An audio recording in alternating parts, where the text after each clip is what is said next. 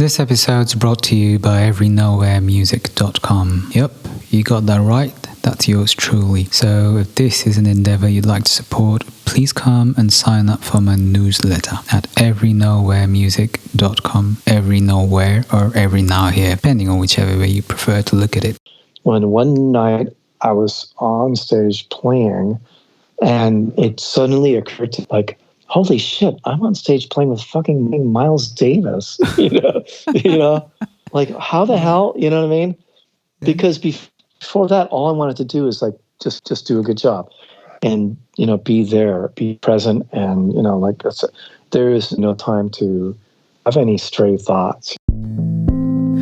Hello, fellow beings. Welcome to Tapasya Loading, a safe space to attempt honest, raw, and authentic conversation in homage to the ancient act of stoking a sacred fire.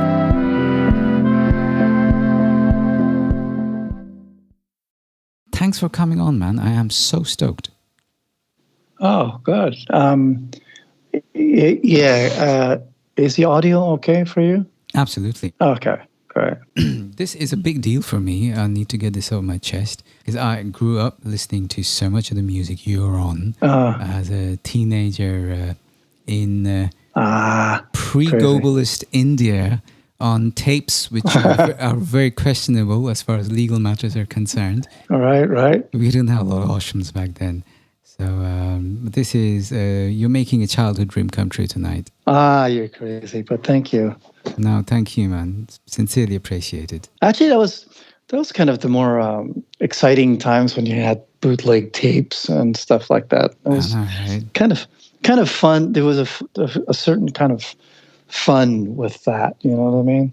Absolutely. Now everything's available, but it was like, wow, if you discovered something, or you somebody got a hold of something, it was like, wow, it got kind of a weird Easter egg or something. It was cool. Indeed, we had a circle of friends who'd basically pass the tape along, and we'd record each tape onto blank tapes, and it used to be that we always try to find the guy who bought the tape first and chase him down so we can do a first generation transfer. Right. Yeah, exactly. For that first generation, and don't use a metal tape or chrome tape or whatever. The ceramic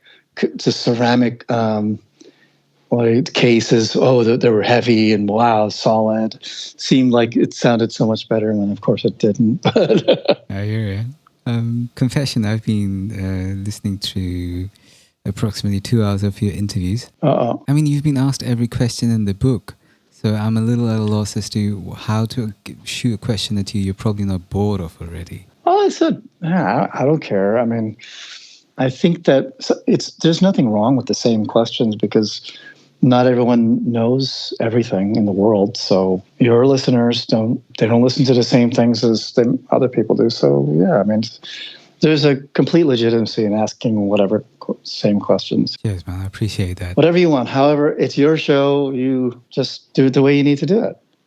I'm completely okay. Yeah. Cheers. That just speaks for the very unpretentious and generous vibe you have around you. And, no, seriously though. Thanks. I mean, that's one of the things that's really comes across as the most striking with the kind of career you've had, man. Your demeanor and the manner how you keep things so grounded in the manner you tell your stories is so inspiring for me as a musician. Yeah, I think, I don't know, maybe it's my upbringing in Hawaii, or just that I've had really good grounded friends and family, or I don't know, whatever, or I was introduced to Buddhist thought early on in life, and that might have also helped, because, what if, for whatever reason, I do just see the common. I prefer to also to see the commonality in everyone, as opposed to the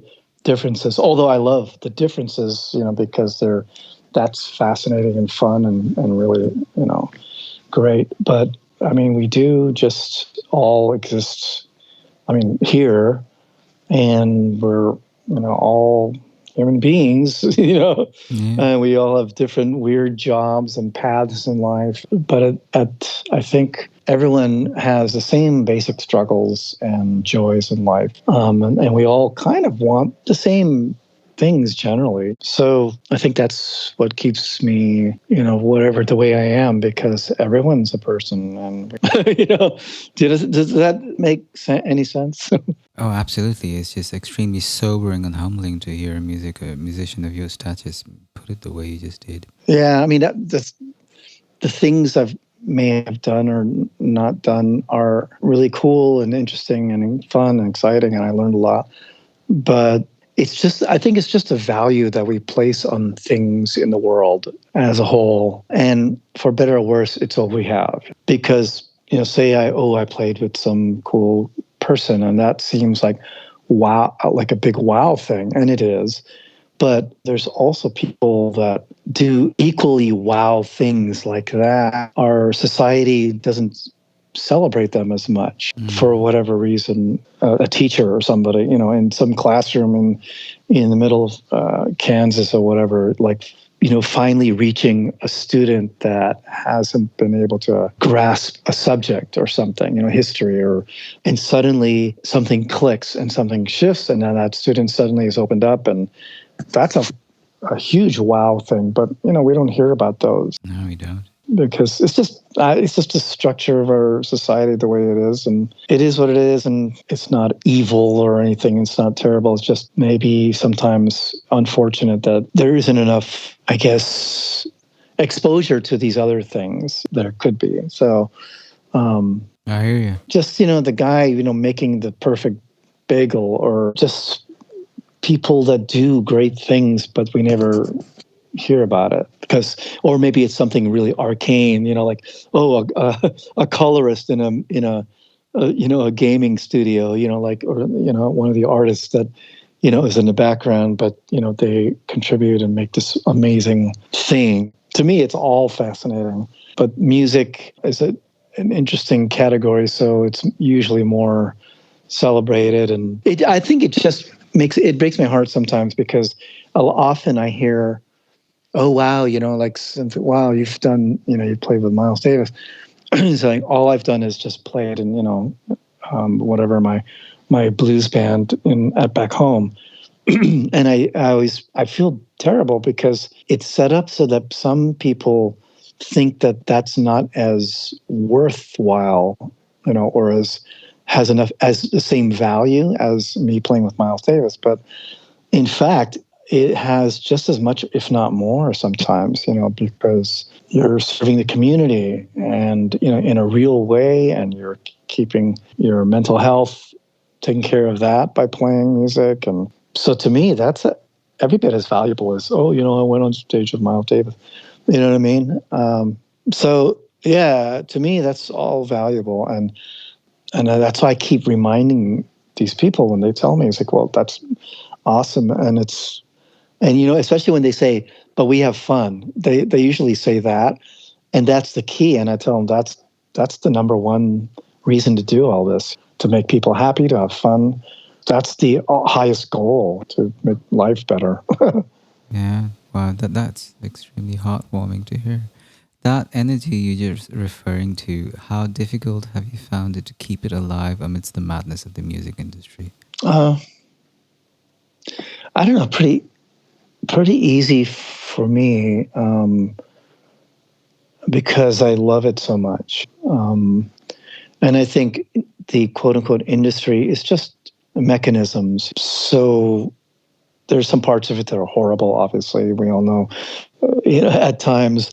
But that, well, when I was a kid, it bothered me a little bit, but I'm not so, it doesn't bring me down because the real thing about music is not that. It's the real thing about music is the playing and writing and performing of music and the connection with one person or 10,000 people. That never goes away. So it's easy for me to play music at any time of day or night, because that's what's important to me about it. Beautiful. Do you remember when you realized this approach to it all, or was it just always a part of your psyche? Um, hmm. That's a good question. Yeah, I think it was a very gradual. It might have been the maybe the inception and the little germ of thought may have been there for a long time, and then it just kind of gradually over time got more fully developed as I began to realize things like, I think it's just when you see people reacting, like when you see that you actually have touched someone, it's pretty powerful. And I remember maybe it was like I was when I was 14. I had an uncle who played the fiddle, and he played a lot of bluegrass music and things, and I accompanied him because I was learning. And sometimes we did in during the Vietnam War. There were these places called coffee houses in the United States, or in Hawaii anyway, and they were generally places where counterculture people could hang out, and talk about and think about revolutionary concepts, and like how horrible the war was and all that, and there'd be entertainment. Oh, hold on, somebody's at my door. Hold on. All right. Hello, I'm on the phone right now. Oh, wow. Thank you. Where'd they come from? Up at the little farmer's market in Westwood Village. Where's the farmer's market? Where? Where is it? It's on a little funny one-way street, kind of right in the middle of the village. Oh, Westwood Village? Yeah. Oh, Thursdays. thank you very much. But Wow, these strawberries are my favorite ever. she said those are the sweetest ones. They're smaller. She said they're sweet. Oh. And I just tried these. Yeah, go for it. Or what? Oh, thank you. Thanks. I'm sorry. I gotta go. Bye. Oh, sorry about that. No worries. You mind if I keep that on the podcast? That was gorgeous. Oh, yeah. No, my neighbor brought strawberries and blackberries from the farmer's market. Yeah, so I got it. Yeah. Awesome. Enjoy those. Oh, yeah. I plan to. Strawberries are my favorite, actually. Mine too. What the hell was I talking about? Oh, yeah, the coffee shop. Coffee hut, yeah. Yeah, the coffee shop thing. So we were talking about the feeling of music. So when I was 14, I played at one of these coffee shops with him, and I backed him up on guitar, and he played fiddle, we played songs, and then he liked to feature me as well, like, oh, it's my nephew, my young nephew, and all that, and it's always that cute thing of having a 14-year-old kid do some kind of musical thing with a prepubescent voice and all that, and. So, and at the time I was really into Woodstock, right? Woodstock, the album. And I think it was actually, I was 12, if my voice hadn't changed yet. But I did, I don't know if you're familiar with, but Country Joe and the Fish had this Fix in a Die Rag, And I thought it was, funny, because I was reading National Lampoon at the time, and it goes it's 1, 2, 3. Open up the pearly gates. Oh, don't know why. Wonder why we're all going to die. It's about it was an ironic, dark, humorous take on the Vietnam War and having, the story, right? Yeah. So I did that, and that was supposed to be cute and everything. And then afterwards, this young lady, probably in her 20s, comes up to me and she goes, "Wow, that was so amazing!" And she was crying, Wow. And I was like, "Well, to me, in my young and not really knowing enough about the political thing, I just thought it was a quote unquote funny song, right?" And here's this woman crying. I was confused, and she goes, "Oh, it was so wonderful, thank you." And then she said, "My boyfriend died, got killed in Vietnam." It wasn't like she was mad or anything like that. She was crying, but it moved her just because it reminded her of a very special thing, and so that initially, of course, freaked me out, but I also I think that was the beginning of my realization that, oh, music sometimes is not just, haha, party, party, it can really do things to people. And I think that was the beginning.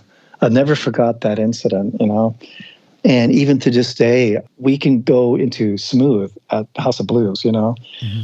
and I still, Smooth, party song, summer party song, big, the song everyone loves to hate because they heard it too many times.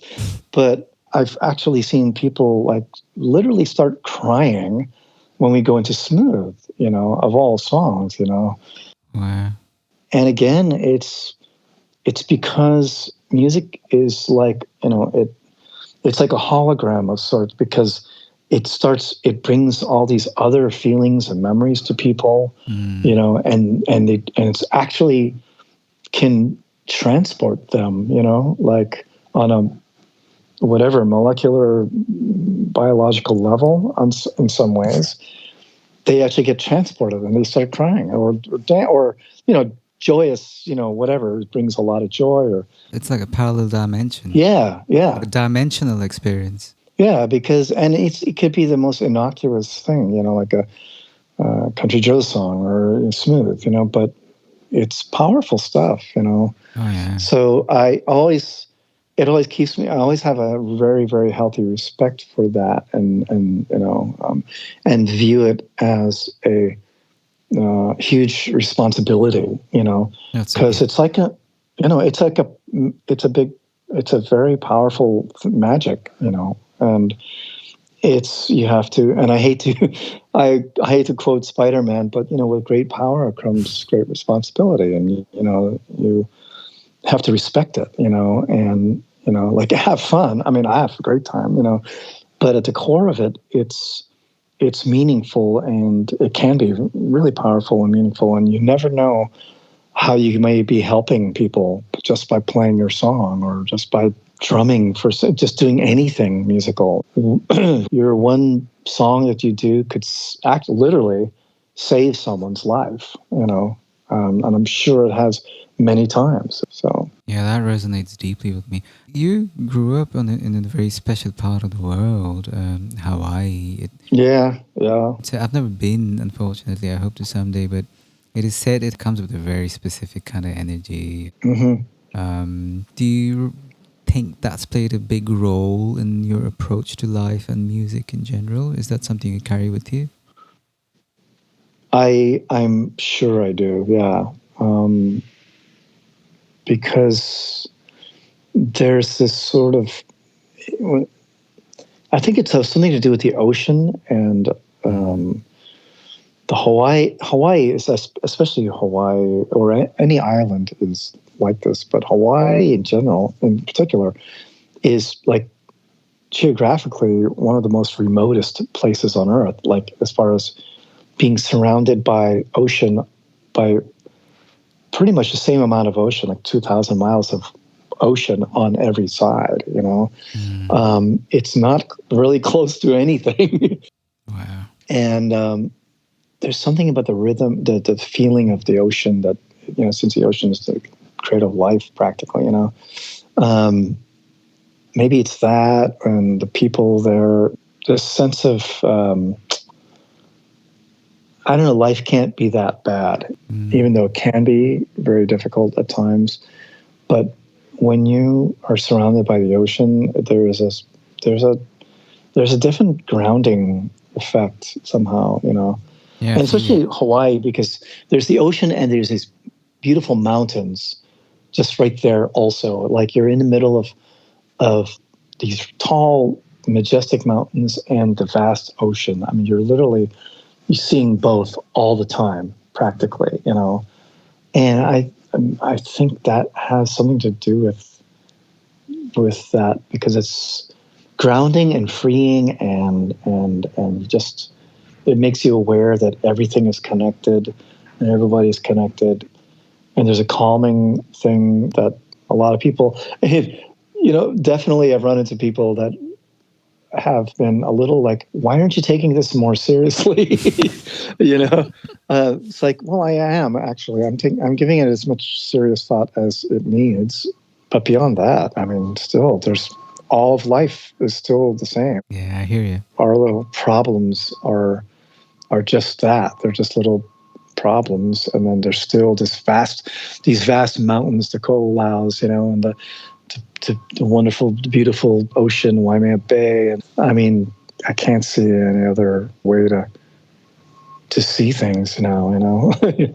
Yeah, I can relate intimately. I do an artist residency every year in the smallest of the Spanish Canary Islands. Where's this? It's called El Hierro. Wow. Oh, yeah. Oh, Canary Islands. Beautiful. Geographically, it's actually Africa, but it belongs to Europe. Right, yes. And this is the tiniest of all these islands. 10,000 inhabitants. People don't close their doors or lock their cars. Wow. It's a UN biosphere run completely by solar power. Wow. I've been going there for 6 years now. It's become one of my homes, and I can intimately relate to what you refer to, right? Also, you always feel the ocean. It's like always there. Yeah. You feel it. You hear it. You feel it. I would go as far to say, like, you're literally always feeling the rhythm of the ocean when you're walking those grounds. Yeah, no, I agree because it's in the air, so the ocean is like constantly Exactly. even on your skin, and I mean, parts of Hawaii, of course, are pretty urban now, but it's still in a lot of amazing places. Like I like the Canary Islands too. I remember actually that's one of my favorite Miles concerts that we played in Las Palmas, I think. Really? Yeah, in 1988, I think. Yeah. Well, once this travel ban thing's over, you should definitely get in touch right now. You should really check this place out. Seriously, I would love to. It's one of a kind, this little island. It's very different to Tenerife or La Palmas, which is a very different. Oh, yeah. Tenerife is the business Gran area. There are all the tourists and this and that. I had even no idea. So, I didn't know how many actual islands there are there. So, do you remember the time you actually migrated from Holland or the Netherlands to? No, I was a year old, if that. Okay. Yeah, I have no recollection of Holland. I mean, not consciously. I've never even been back to Utrecht, actually, which is kind of weird. But it was a trip going back there. I was like, wow, my last name is all over the phone book. I can imagine. It's a little confusing. I mean, I've been stalking you for a while now, and I remember being slightly disoriented because I knew you were from Hawaii and your name was quintessentially Dutch. Oh, it's yeah. It's I have a disorienting background. Well, we have that in common. I grew up on 3 continents and 4 countries, and oh yeah, right. You were born where, actually? I was born in Calcutta, India, but I left when I was 7 months old. Okay. And I grew up living between London, Germany, and brace yourself, Libya. And where? The last part? Libya. Oh, Libya! Wow. Yeah, crazy story. My parents were traveling doctors. This was pre-internet. They had no idea they were walking into a dictatorship, and that's a whole different story. Yeah, I'm glad you guys made it out. Oh, wow. I'm glad too. We literally made it out just about in time. I mean, I have friends who have stories about like literally taking all the food they could, piling it into their minivans, and like literally driving through the desert with missiles flying over their heads. Like some of my childhood. Wow. Yeah. Yeah. No, it was no joke. We think we have it bad sometimes in these Western countries, but some people went through a lot. Indeed. Or my Romanian friends, because there was, of course, lots of talk about Trump, dictator, and all this stuff. But I said no. You don't know what a dictator. We don't know what a dictatorship is like. Yeah, I agree. Actually, my parents, since they're from Indonesia, to add to the confusion. I like the confusion. Yeah, my kind of confusion. Yeah, no, it's great. Maybe that's another reason I just see everyone as people, because my background is so heterogeneous. It's nuts, But yeah, they're from Indonesia, and they literally did. They escaped to Holland because at the time there was this regime happening, Sukarno, and if you were not a sympathizer, you were actually in danger. And my mom told me that talked about being trapped in a riot with rocks being thrown at them. Wow. Like, so and my her brother and his family, they left for Australia, and my parents opted for America. So they went to Holland because that was a sort of a I think they had to go to a housing where they had to be just processed, and it was like a political sanctuary, and they prepped them for getting a sponsor to go to the United States and things like that. So yeah, sometimes there's a lot of trouble in the world.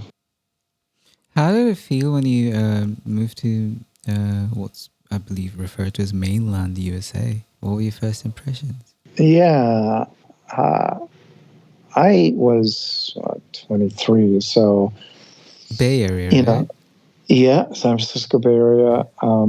I Yeah, I left of my own, like, because I really wanted to, because I realized that, I'm missing out on a lot of musical tutelage that I'm not getting. So because we're so isolated here, we don't get to see, or especially during that time, pre-internet. I mean, there was no way to learn things that I needed to learn because nobody came through, all this stuff.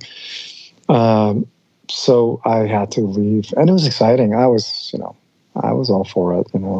Here's a thought experiment. I can't help but butt in for a second. You reckon you would have not left if it were the internet era? That is an interesting experiment.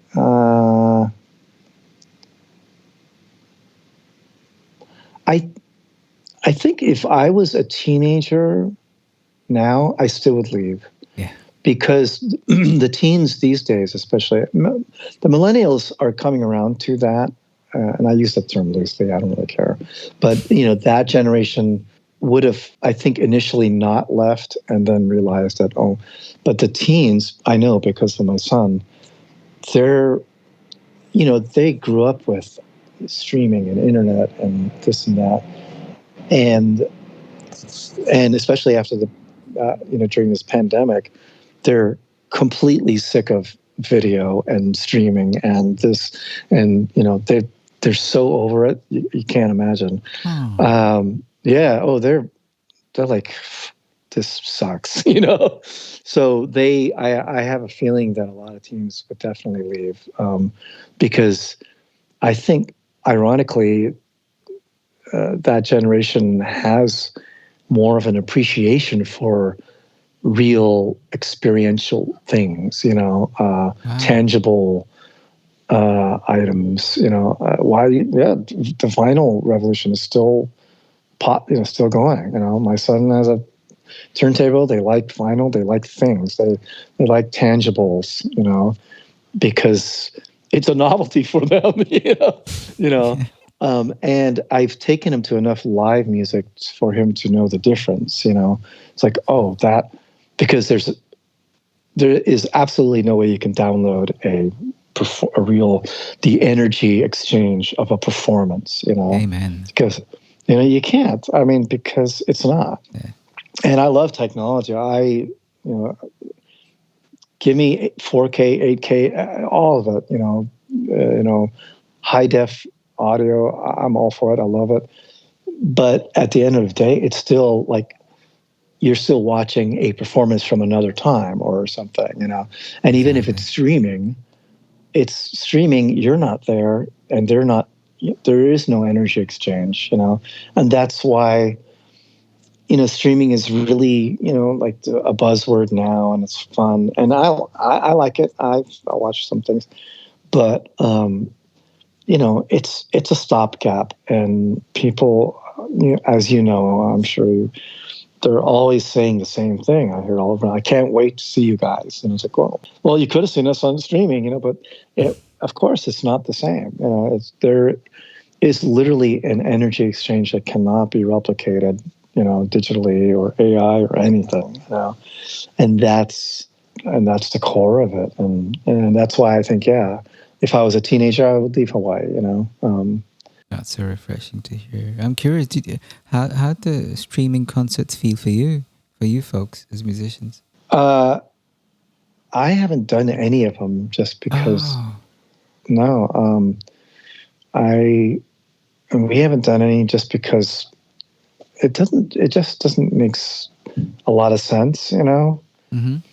I think it's more fun for local bands, you know. I think that's actually maybe more of a gift. But, you know, I mean, I think a lot of people didn't realize that it's an experience when you go, you know, you're not seeing a band play or you're not going down to listen to these guys.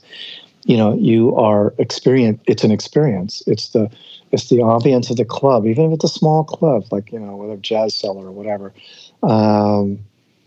It's the experience of it. It's the, you know, you just, or maybe you get some onion rings or whatever, you know, like you're listening and it's a communal thing that you don't get. And everyone says it. We do our Zoom meetings and we do our, you know, Zoom drinks meetings and Zoom dinners. And, you know, that's fun and the novelty is great. And it is good to see your friends even that way. But, you know, no one will ever say it's the same thing, you know? Yeah, absolutely. So, may I ask you an opinion? Do you think that changes when it comes to music education? I mean, the energy exchange of a concert, that's huge, especially with a band like Santana or even Miles. yeah, right. No question. But when it comes to music education, for example, do you think there might be added advantages as opposed to traditional education? I think video, yeah. Are you talking strictly streaming or live, like Zoom kind of things? Either like one-on-one sessions. I mean, one thing I've noticed is Yeah. now, you know, with a lot of musicians with the touring gigs cancelled, they're teaching a lot more or putting out courses. Right. And so I feel like the kind of possibilities with regards to music education, all of a sudden, the accessibility really has gone up since the pandemic. Yeah. You think that's a good thing, or does it take some of the magic away? I think any kind of time you can have access and, you know, impart some kind of knowledge or receive some kind of knowledge is a good thing. I think it's a good adjunct. Mm-hmm. I was taking voice lessons via Zoom, and I found that pretty rewarding for me because I was already a musician, and I think it was just, you know, I wasn't starting from scratch, and the teacher was great, Kit Nolan, and he, you know, he's a musician, and, you know, so it was easy, and I got a lot out of it. It might depend also, though, on the instrument. If you're trying to teach a rhythm section instrument, like I was also trying to teach some bass, excuse me, and I realized that a lot of things that you would do in person couldn't be done. Like the simple, just, you know, like keeping time while the student plays a bass line, you know, can't be done. You know, so too much of the lesson time is spent on, okay, trying to get this metronome or drum machine to work and then trying to hear it. And then, of course, their amp is off axis, so it doesn't come through. And then, you know, it sounds awful, so I can't really hear the tone that they're doing. Or, you know, there's so many things that, you know, were just really detracted from the learning experience. So it's partially the instrument and the approach that you want to take in learning.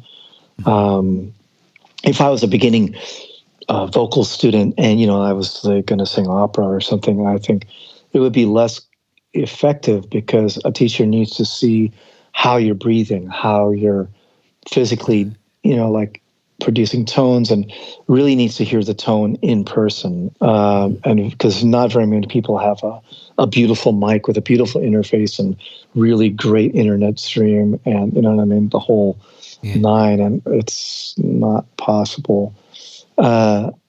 So yeah, it was a great, you know, add-on to the entire education scene, and you certainly can do a lot. I mean, you know, oh, here, kids, here's, you know, here's how to play, a 2-5-1 on a piano in the style of Wynton Kelly, and you can see the guy do it, and hear the guy, and then you could do it, and he can, if you have it set up right, always a big if, he can hear and say, okay, yeah, that was,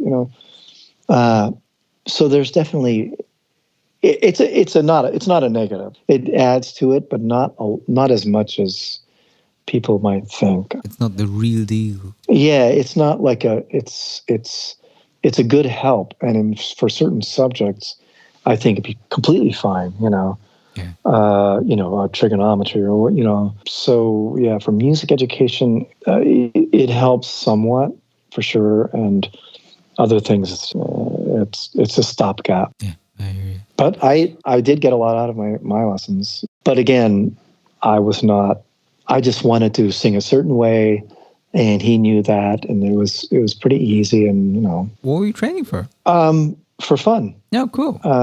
Yeah, because I've always enjoyed singing, and I really admire singers, and so I thought, well, I have some time on my hands, so yeah, I just thought this would be great. Awesome. And luckily for me, it worked out in that way. Confession, here's a question. Sound like a music journalist now, which I'm really not. But You are what you are, I keep telling myself that. Yeah. Do you remember me stalking you in college when I was working on my thesis? Yeah. Yeah, you do? Really? Yeah, because I remember the name because it was so unique, and I always had a hard time remembering what it was because it was like, oh yeah, it was something like, oh wait, and then I'd see it and not see it, and then I'd get confused, because I wasn't used to that, culture a lot, Yeah. so like, wait, is it Malum, so yeah. Yeah. Oh. Now I know it's Mazumdar, Yeah. so but I remember at first it was like, wait, and the TL always, I wasn't as familiar with the fact that it seems like a lot of in the Indian culture, Yeah.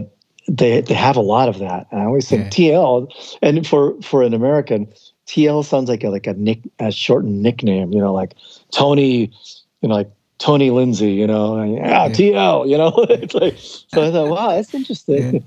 But it's usually like two like Indian names, right, or something like that. It's just like my entire name is Tapobrata Lahiri Mazumdar, which is a mouthful. Yes. So it's just That's great. I love it. That would be a lot harder for me to remember. well, that's literally the first time that's worked to my advantage. I mean, Milagro was. I mean, all of Santana's albums were on repeat. Right, I remember that. Yeah. Growing up, but I remember Red Prophet, that song on Milagro. It stands out, right? It's like oh, thanks. It's you hear, whoa, where this is not a regular Santana song, and this was back in the day. You could actually look into the credits and could see the song and everything. Man, I miss those days. And that's how I realized. There's that guy. It's by that guy with the weird Dutch name. No, that's actually the first time I saw that weird Dutch name, and I started trying to figure out, okay, who is this Dutch name? And this was when websites were just out, and you had this amazing website, by the way. With I did. Yeah, you did. The first website I saw, it had these really beautiful graphics, like black and white graphics and stuff. Really? The very first one. I remember my website being really garish because you could basically do any, colors were like, I'm not a graphic designer, so I just put as many colors as I could. Wait, so you designed your website yourself? Yeah, at first, yeah. I used Dreamweaver by Macromedia. Wow. And that was when it was a lot easier, and it was just before CSS started really taking off. And so it was mostly all HTML, and I was like, oh, this is cool. But then I got really confused by it all, and then I started, so I still don't have a website, but I got to start that again. But well, it's all Instagram now, apparently. So yeah, I know, and people still want a website sometimes, and so of course, part of there's not as much of an impetus for me to get one, although I know I should have one. But I probably have I have several different hosting accounts and I haven't activated them because, it's like, oh, I got to design this. I'm curious to who the hell still needs to see your website? And that came out wrong. I mean, like everyone knows you. No. Lots of, I mean, you just need, it's a constant thing. And I think in the world, there's a lot of competition and, there's a lot of great things happening. So and yeah, we're at this really weird point where we have to cover all the modes, the modalities, if you will, because some people like websites and some people like Instagram, some people like Facebook, older people like Facebook, younger people like Instagram, even younger people like TikTok. But I can't see myself doing that. It's like just too much unless I really come up with a stupid looking video. There's different strata of markets, and Gotcha. so people, they respond differently, and they all have a different kind of culture, and which has been evolving, like Instagram used to be. I used to love Instagram a lot more because it was strictly, beautiful pictures or interesting pictures, and that's it. And there was no squabbling like on Twitter or anything. It was just, hey, look at this cool thing, and there's, now of course they've got bought by Facebook, so you have stories, and then you have ads, and you have this and that, and promoted and sponsored this, and so you're like, okay. It used to be such a cool little artistic, little community. Exactly. Right. I missed that. Right. So, and it's still, there's still a lot of fun, if you have the right people, but that innocence is lost, just like MySpace, Oh, I know. Yeah, this sort of innocence. I really miss MySpace actually. It actually had a story, you could literally like connect to people, listen to the music. I wish someone would bring that back, and not the way MySpace is now, which is nobody uses it, but the original MySpace, that was great. It was perfect. Yeah. It really was. It was great for musicians, great for fans. It was really musical. You could be as you could tweak your interface to be whatever you wanted. It could be horrible, garish, could be, but it was great anyway. Exactly. All those glitter stickers. I love it. I still want to pick your brain on that song, The Red Prophet. I'm slightly obsessed with it, as you can probably make. No, please don't apologize. As you can probably make out, I'm slightly obsessed with it. How did that song make it to the album? Wow, is there a background story to it? Well, I was new in the band, and I demoed it. I mean, I was playing a lot with sequencers at the time, and I got into tech pretty early. So I had an Alesis sequencer. Was that written on that, or it was a Alesis sequencer, and and I had sound modules. Remember those? And I just did this just for myself. And I guess maybe Carlos was saying, hey, like he kind of put out the word to the band and said, hey, if anybody has any material, we're going to start recording. And I went, I was like, well, I don't know. I really didn't think he would go for that because it was such a weird little piece. But, he heard that and he was like, oh, and he liked it. So I was like, oh, okay, let's do it. Who is the Red Prophet? Oh, the Red Prophet was a title of this book by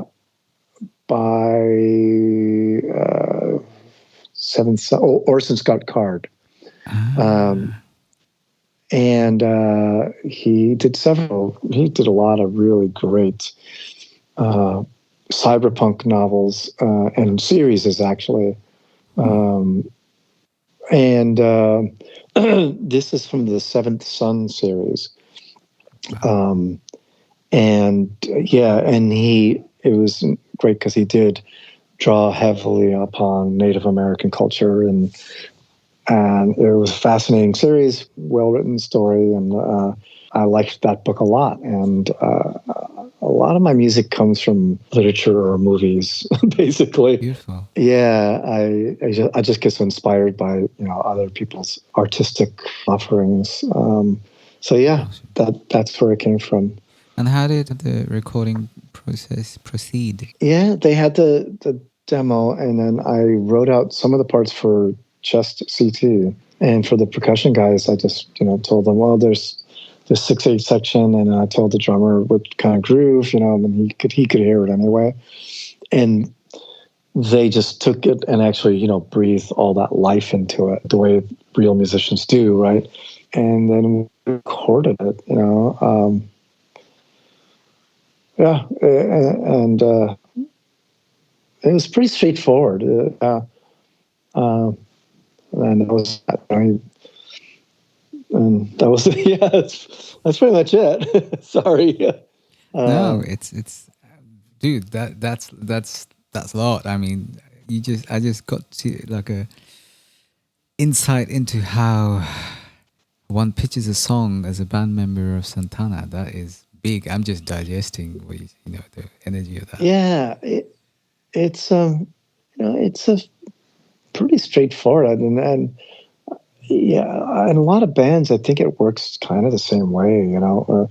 I mean, there's an infinite amount of variations, of course, but it's generally you sketch it out or you demo it and you say, hey, what do you think of this? And people go yes or no, or they go like yes, but maybe can we change this? Or if you're part of a string quartet, you just give them a score and say, hey, let's read through this, see if we like it. But I gotta say, I mean, and I'm pretty sure you hear this pretty often. I mean, it's very noticeable. Since we're talking about processes and bands, I mean, the ones you've played in, one of the most striking things about your career is the bands you played in. It's Sheila E., Prince, Crusaders, Miles Davis, Santana. I mean, it doesn't get more intense than that. Well, okay. I didn't play with Prince. Okay, yeah. And that keeps cropping up, and I don't want to let people think I actually did. Yeah, my bad. He was around in the Sheila E. days, and I did. Yes. No, that's fine. That's an easy mistake to make because I think once, because a long time ago I said, yes, Sheila E., we opened for Prince, and then it just, somebody will say, oh, they played for Prince, and then it'll turn to he played for Prince, and that's normal. Yeah. That's just life. My bad. But yeah, so I did not actually play for Prince. Sheila E. was fun, and the Crusaders really was only three or four shows. I was literally filling in for someone because they couldn't find their usual bass players for these 3 shows. Do you see a common thread? I mean, these are all iconic artists, like as iconic as it gets, though. I remember you referring to something on those lines. I don't want to try and quote you, but what do you think, in your opinion, as someone who's actually worked with them that closely, is there a common thread amidst artists this iconic? Oh, yeah. Well, I think, okay. And also I want to clarify, Sheila E. was also, it was a very specific experience. Mm-hmm. And I only played with her for about 2 years, and it was strictly during that glamorous life era. She's so much more. Yeah. And but I only really did that era, and I was pretty green and definitely learned a lot. It was a great experience, but wow, I learned a lot. You got your dance moves. Oh yeah, you remember that?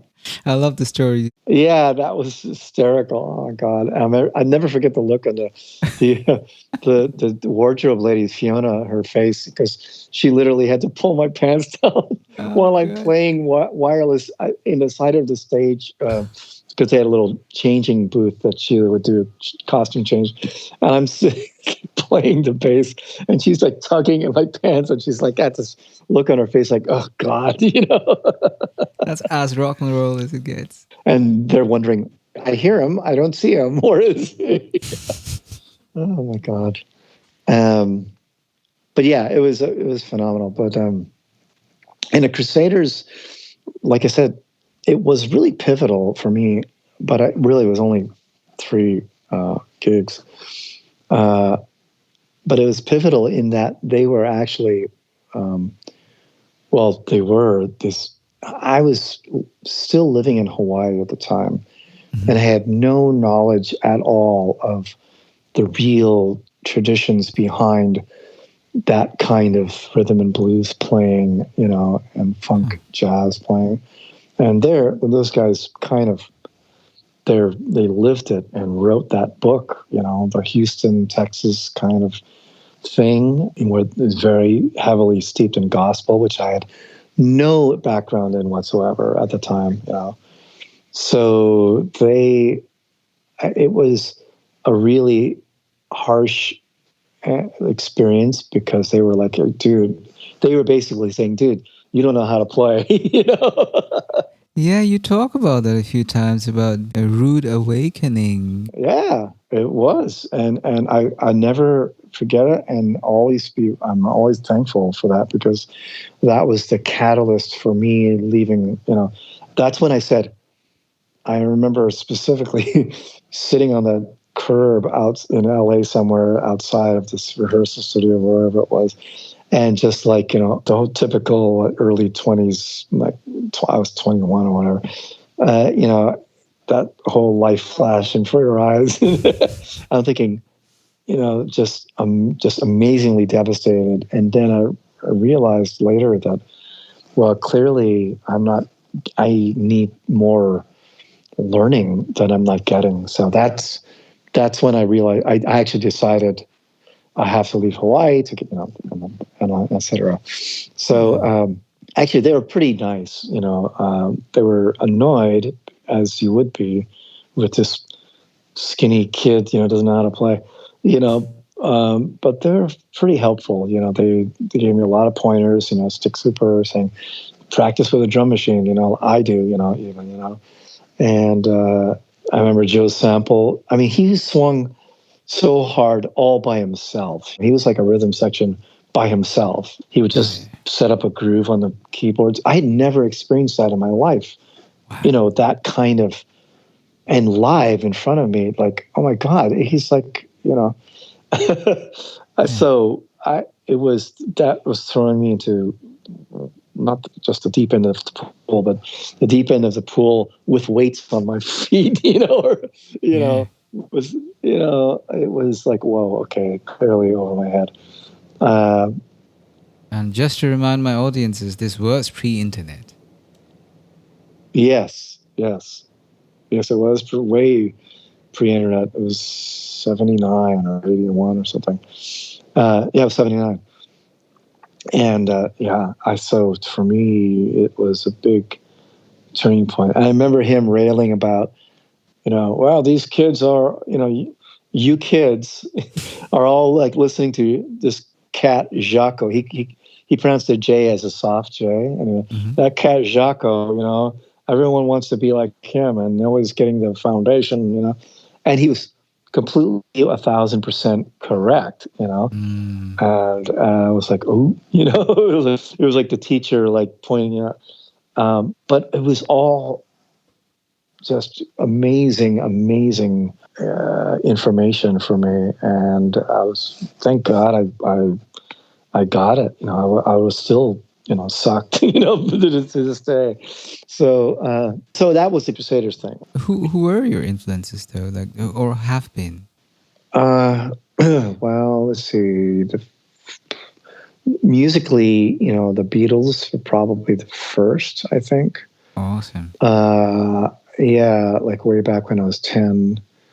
I thought that, I started learning about music via the Beatles music. And so, I learned about, how music works, how 4 chord and 5 chord and what minor there is, and how song forms and all that,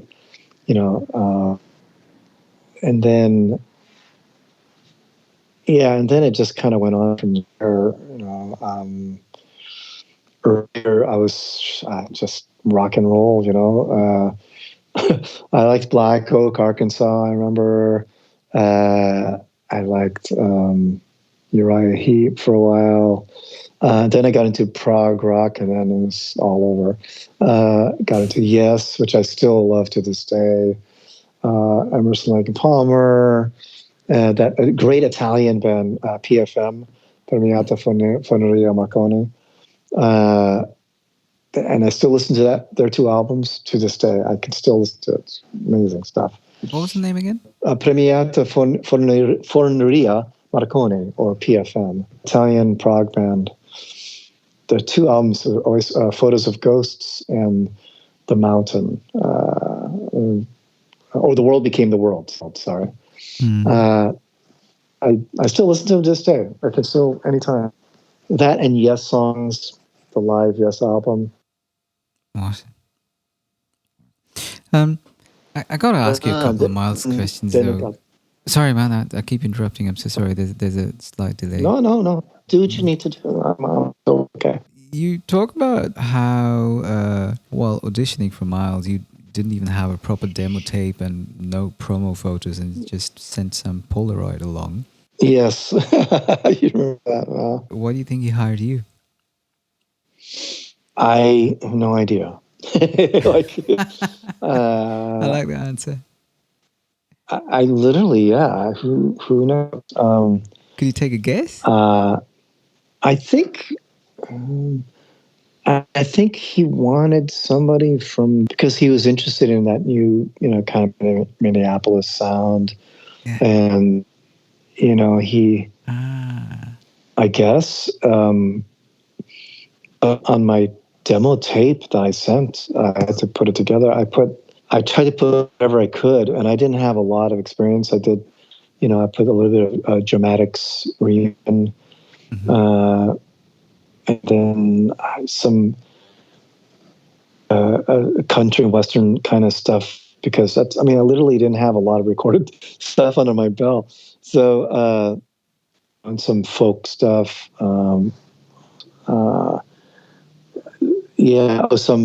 A little bit of jazzy stuff that I did in Hawaii, and I think that's about it. And I was like, well, they called and they want this, so I'll just do this and see what happens. And so, but I really don't know why. But I actually, to this day.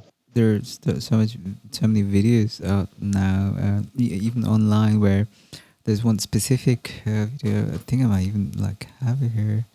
No, I just closed the window. Where he just throws you into the spotlight, and you just, for a solo spot which goes on for about 5 minutes. Yeah. How'd that feel, man? I think, at that, I don't know. It was all a kind of a blur. It just felt, I think, because he insisted, and then it just goes back to that thread, these icons,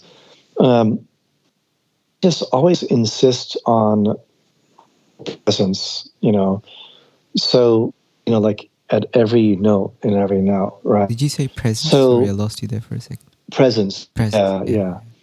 So, when you're in the moment all the time, you don't really have time to think about a lot of other things. So, I'm supposed to do this, okay, and you have to do it, otherwise, you're going to really suck, in front of Miles, So, and he's going to give you that eye, that stare. So, you don't have time to think about, oh, this is crazy, or, you know what I mean?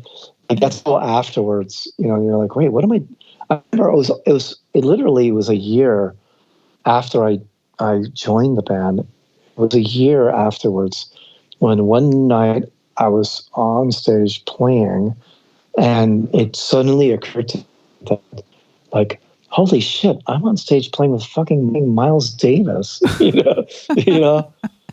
the hell, you know what I mean?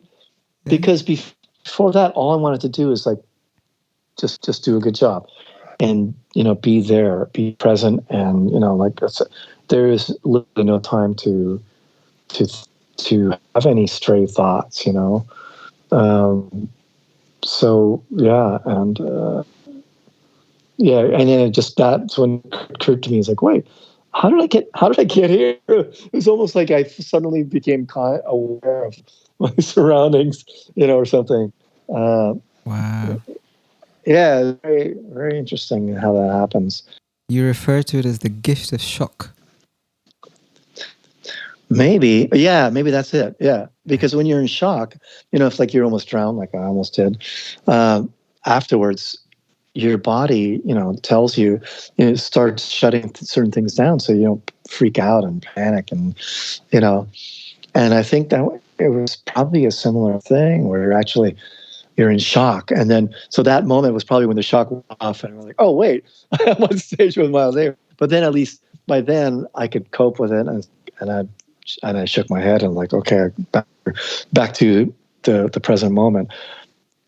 Yeah, it is. It's definitely you're in a state of. I was in a state of shock for about a year, and so. But it sounds like a state of like a different kind of shock, like a very positive kind of shock, which was obviously dragging out a certain energy out of you. Oh yeah, well, shock. Well, I think when the body goes into shock, it is a positive thing. It's literally to help with whatever's, whatever negative thing might be going on. So, in a way, you could see that as a positive thing. But yeah, I mean, it's not literally like shock because it's not like a trauma. Yeah, yeah. It was just so. To me, it was just so. Like, well, it's not something I would have happened. And like, here I am playing with Miles Davis, So, all those records that I'd listened to, when I was a kid, I was like, what? Well, so that's the thing about Miles. Like, there have been others who've tried to be Miles, but that completely backfired, right? He was one of those guys who would get the best out of his co-musicians by kind of instilling this sense of excitement and fear and love. Oh yeah. Like, yeah. No, nobody should anybody but themselves, and and that's often really difficult to do at times. So, Miles is just one of those guys that, just knew how to be himself and totally himself all the time, and yeah, that again is one of the red threads between these two icons, like Carlos and as well, because you have to have, as they say, really big balls, because you're always going to run into negative people, bears, haters, always, like if you ever try to do whatever you're trying to do, there's always going to be someone there saying you suck, yeah. I mean, Miles had to endure that the whole time. Carlos, same thing, and it's a testament to those guys because it's not like they came and went, they're giants, they're Exactly. and it's because, they had the endurance to just, I mean, mixed with a lot of other things, but, the recognition, communication with people, and just incredibly thick skin, but really sensitive at the same time, Wow. It's a hard tightrope to walk, Oh, yeah. But that's what you have to have whenever you play music. You have to be completely open, and then of course that means you're going to be completely open to all kind of negative shit. So you have to, do that dance, and I think that's often where a lot of self-medication comes from. Yeah. And then especially in the 60s, 70s, where a lot of times it was it came to a bad end. So yeah. How do you compare your experiences with Carlos Santana? I'm sorry. How do you compare your experiences with Santana? I didn't. I didn't. I'm not doing a very good job of being an interviewer here, but. Oh no! No, you're doing great. I mean, the experience of playing. Like, superficially the music is different, but in spirit it's the same. It's like, again, the onus is on us to be completely present, play with complete conviction, fire and passion all the time, Mm. even during ballads are, take as much, if not more energy than, a barn burner or, some kind of crazy jam, you know, uh, just every note you play should have meaning, conviction, fire, passion, whatever it takes to get the message across, and that's what they both, it's the same thing between with both of those guys. Yeah, you refer to how fearlessness has always been something you found to be a common factor between both Miles and Santana. Yeah. One question I'd have is, how have you nurtured that fearlessness, and what would your words of advice be to musicians in this era to stoke that fire? Yeah, it's difficult because there's so many ways that people can get beat down emotionally, especially nowadays with social media. Mm. And there's such a temptation to follow this and follow that. It's it's a lot. And I. There's always a lot of work. There's always been a lot of work involved. I think the perception of these tools that we have, Photoshop and, Zoom and, all these, Pro Tools and all this stuff, they always sell the idea of convenience, even from the 50s. I mean, this makes frozen food, convenient, time saving. That's been a constant selling point forever for things, the convenience of this and that. And so we have these tools that we can conveniently make this music, and we have these tools that supposedly make, suddenly you'll be on every playlist and you will, become a big star and all this stuff, and, or you'll make the perfect movie, or you'll do this, what is, I think, because there's so much more of that these days, it's harder to realize that people get stung all the time by once they realize it's still a lot of hard work. It's always going to be a lot of hard work. The reason, because if you just only do the easy thing, then your music, if you're talking about music, your music will sound like pretty much everyone else's, and you're not going to stick out. So you have to do a lot of work to hear what's really inside of you, and then you have to do a lot of work to make that happen. Like, oh, but this preset groove doesn't really work for this song. Well, now you have to make your own groove for that, or this preset sound or whatever, or these loops. And I love it all. I mean, I love technology. Don't get me wrong. I use it a lot, but for when it's appropriate.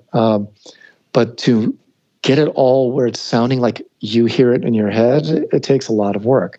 And then you kind of start standing out. And then when you start standing out, then you're open to people, putting you down, because like, well, you should sound like Billie Eilish, or, it's like, well, you don't get it. Billie Eilish sounds like her because she, so yeah, I think the need to copy is always really strong because we're insecure about our own stuff. But it takes a lot of work, and it takes a lot of work to go in and promote it. And it just takes a lot of work. Everything takes a lot more work than you think. That would be one thing I would say. And I tell my son this all the time. Everything will take much more work, like 3 times as much work and time as you think. It's, everything seems easy, and it's not. Unless it's easy if you want to keep repeating the same thing over and over again, then it becomes easy. But then, what's the point of that? Or if you want to do really crappy stuff, then that's easy too. So yeah, it's going to be a lot of work. And then you have to have a ton of conviction, and you have to really, really believe in yourself, and you have to trust yourself, and then know who else to trust in terms of feedback, because people will like or dislike your material, whatever it is, for any number of reasons. They'll like you because, they want something from you, or they'll dislike you because they don't want you to, get ahead or something. There's like so many, or because they want to date you, or they, all just a million reasons, Distractions. So, yeah, a lot of distractions. So, and then that becomes work too, just to try and, do Occam's razor and strip away all the things that aren't necessary, So, yeah, I would just say, to just have a lot of conviction and just always remember that music is a means to convey messages and experiences and to enrich people's lives. It's not just hey, a gig or whatever.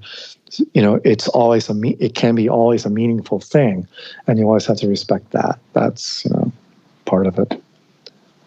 So it's that simple. And that beautiful. Yeah, and really, really difficult. But you make it sound beautiful.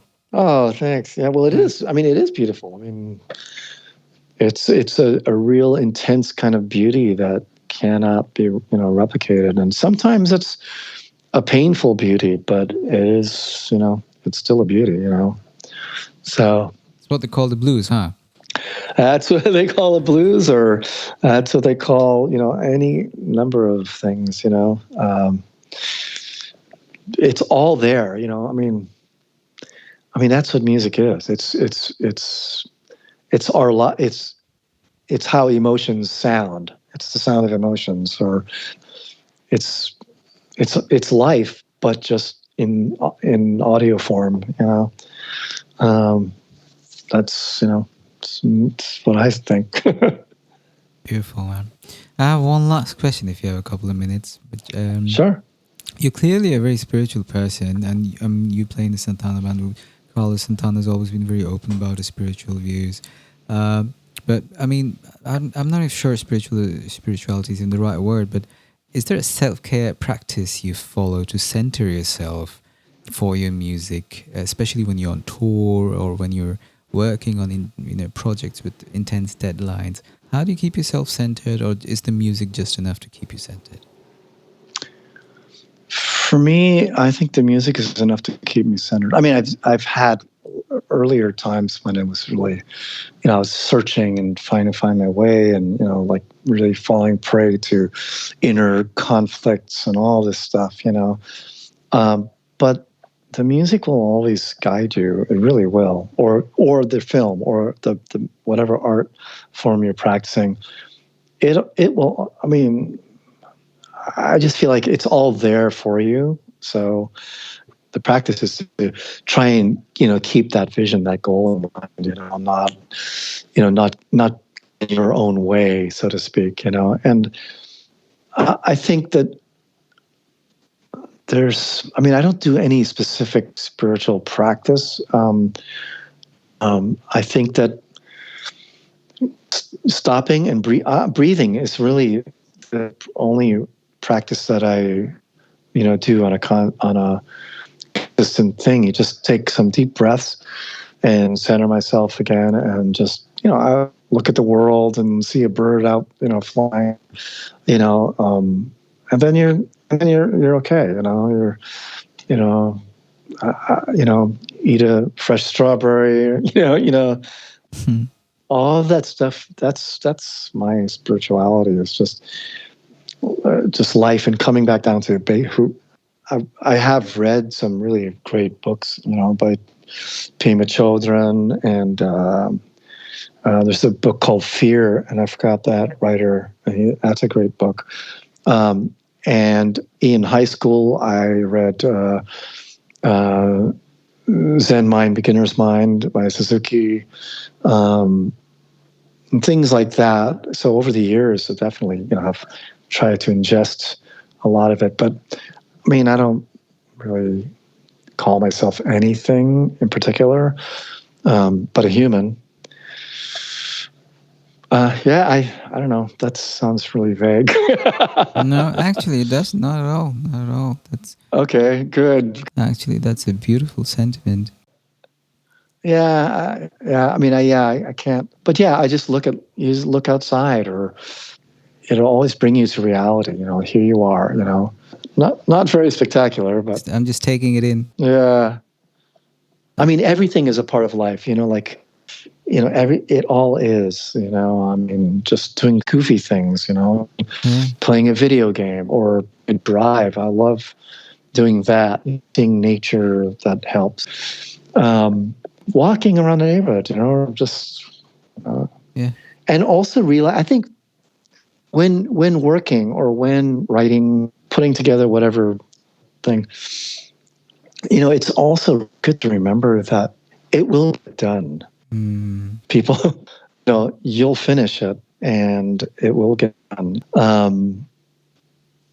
It's never. I'm not a brain surgeon, so nobody's going to die. And that's kind of how and even if people, and I've noticed that when people say we need this right away, they usually never need it right away. It's almost always, you know, it really is true. And then if you do hurry up and you give them something, then they're not ready for it often anyway. Because So there's a lot of other things that have to, there's other things going on. There's like, we're still editing this scene or whatever, like, so, yeah, everyone wants everything now. And I just don't now. I finally realized that it's, no one will die and everything is going to be fine. That makes so much sense, man. Yeah. It's good to, I love, I love the urgency. Good to have the urgency and, the purpose, I love that. And really getting things done. I love that. But, really there's always that, it's like, there's always this, hey, no worries, bro. There's this, that's a dialect from Hawaii. Sorry. I slipped into pidgin. Yeah, but there's that sense of, like, or Italy is kind of the same way. There's like that sense of, it's going to get done. Don't worry about it. Yeah. I'm definitely not going to slack or anything, but things that are done well, they take a little time. So everyone else, that's that social media thing. Everyone else seems to do it all so quickly, God, yeah. and some people are quick, and it's great. I'm whatever I am slow to medium or medium fast. I don't know, I do what I do. Everyone does what they do. But yeah, but no one will die because you screw up. That is so refreshing and so relieving to hear. Yeah, I mean, it applies to live music too. When somebody makes a mistake, man, I remember so many times back in the day, like, oh my God, it was like a tragedy. People get so pissed off and, God, and then life is over, and I remember feeling that too, like, all that angst, in your 20s. And I realized, so what? Almost nobody heard it anyway. I mean, there's this story. Herbie Hancock keeps talking about how he played a bum note in quote marks, and Miles just followed suit and played over that note and kind of went in a whole different direction. Yeah. Kind of reminds me of that. Sorry, man, I keep interrupting. I'm so sorry. No, it's fine. I mean, it's but it's true. I mean, you just, you can't, if you're always going to play so safe that you don't make mistakes, then what good is it? Then you don't have no fire. So that's the whole thing about that. Goes back to that passion and fire. You have to, or like another quote I love from Mario Andretti is that if things aren't about to fall apart, not going fast enough. And it's true. You have to push yourself. And so you're going to make some mistakes.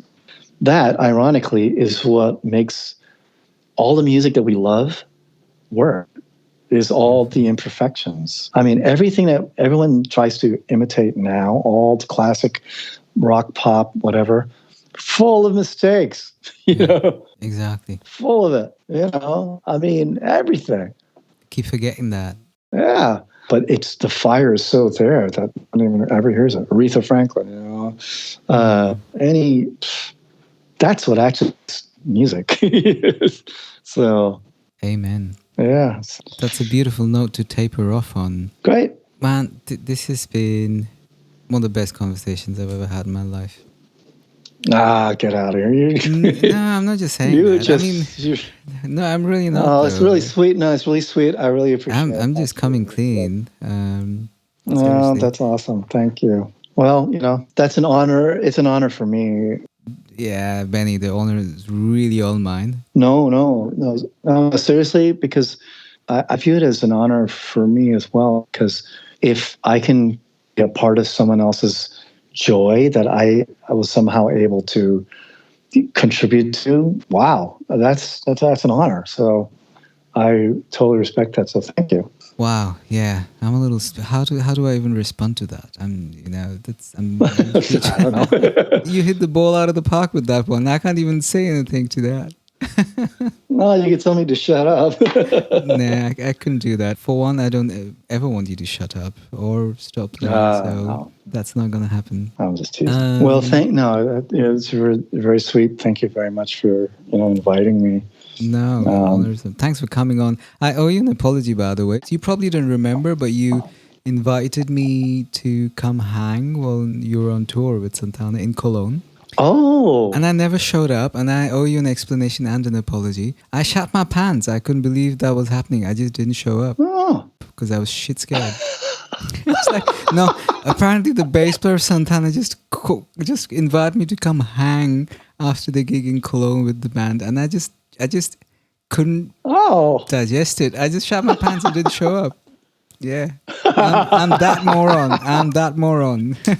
Yeah. Well, man, don't worry. I mean, that's funny though. Well, next time, are you in Cologne now? I'm actually in India right now. Oh, are you? Are you okay? How is everything going? I mean, what part? I'm up east. I'm in a city called Calcutta, the former capital. Okay. Oh, yeah.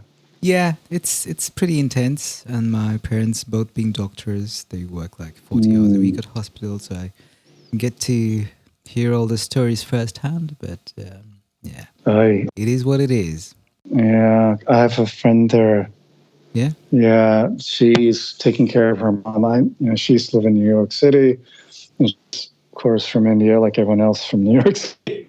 And but she went back and you take care of her mom, and then suddenly this outbreak, and she's pretty scared, So, but she's got a good outlook, but it's kind of scary where she is. I'm just my parents are super self-sufficient, being doctors themselves. I'm just here for the moral support. Plus, flights have been blocked, so I can't return to Europe. So I'm just waiting. That's right. Wow. Yeah. My friend is in Uttar Pradesh. That's right. So that's why it's even a little bit more scarier for her. We like to knowing about things here in the United States, but I have to keep reminding people that Oh yeah, intimately familiar, man. I mean, I'm German by citizenship, so we invented moaning. So so See, there's the blues too. You guys, everyone's got the blues somehow, for sure. I don't know, man. I don't know. I'm not sure that does justice to the word blues in this case. But yeah, I need to go back to India. We played there twice, and it was one of those things where it's just like, I have to come back. Definitely one day. Yeah, we did Bangalore, Delhi. Mm-hmm. And it was such an amazing experience. I never forgot the feeling of the people. There was this great band that opened up, and it was fun, and they were cool, and it was just it was amazing. I remember actually getting off the plane, and we out of the airport in Bangalore, and there were all these drivers, with their black limousines. They were waiting for their customers, and I remember thinking, hey, this is just like Newark Airport. It was literally like a familiar. How these New Yorkers get here? Yeah, it's like, well, this is like getting up a Newark Airport. Yeah, because there's all these black town cars, same guys with the turban. I'm like, oh, I'm home. Yeah. So it was fun. Yeah, India can and the be that food. way. Huh?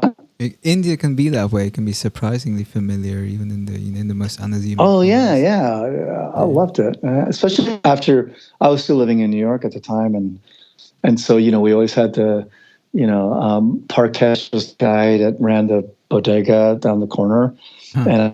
and he always had this great music, and I would ask him, "Who's that? Who's that?" There's a lot of Bollywood stuff, but it was so amazing to me. So, so and sometimes he had the CDs, and I'd buy it off of him or something. And For real, Benny Rietveld likes Bollywood music. Who'd have thought? oh, are you kidding? Yeah, I mean, I don't know all of it, but there's some albums that I thought were so beautiful. I have it all in my collection. Do you Just remember names by any chance? That'd be so interesting. no, it was.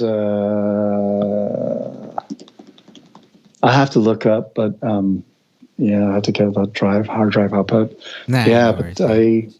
no, there's some amazing music, and also some stuff like I used to listen to Nityan Sawhney a lot. His album called Skin, I think. Yeah, that's beautiful. Although he's British, though. Yeah, he's a Brit. I think he's from. I don't know where he's from, but He's Londoner. He's a Londoner. He's quintessentially British Asian. Yeah, British Asian. But yeah, of course. oh, I mean, okay. you hear the ancestral influences, of course. Yeah. He's as British as it gets. Oh, really? Yeah. That was a long time ago, but yeah, all these. It was always the soundtrack for some movie. From one of the millions of movies that they make over there. Yeah, yeah. But Indeed. some amazing. Actually, now I'm gonna actually find them because they used to be in my jams. But yeah, I can find them easy because there was some really amazing music at the time, and sometimes I even play for the guys in the band. Really? Yeah, I played for the band, and they'd be like, "Well, I'll let you know. I'll definitely send you a couple of names." Yes. Done deal. But anyway, yes, take care of yourself out there. Wow. Cheers, man. Take care, stay safe, and stay Cheers, strong. man. And cheers, man. I really appreciate the sentiment. That's super sweet of you. Yeah, it's, it's what it is these days. So that's how we'll get through it if people are just a little bit more human. Amen. So. Amen. On that note, I'm stopping the recording, just FYI. Gratitude from the bottom of my heart for listening till the very end. Please consider taking a minute to subscribe to our show so you know when the next episode is out. This is a labor of love, one I hope snowballs into one that's sustainable in its attempt to support independent thought and authentic relating. While having you as a regular member of our audience is what makes that a realistic prospect. Much love, and talk soon. Just another voice out in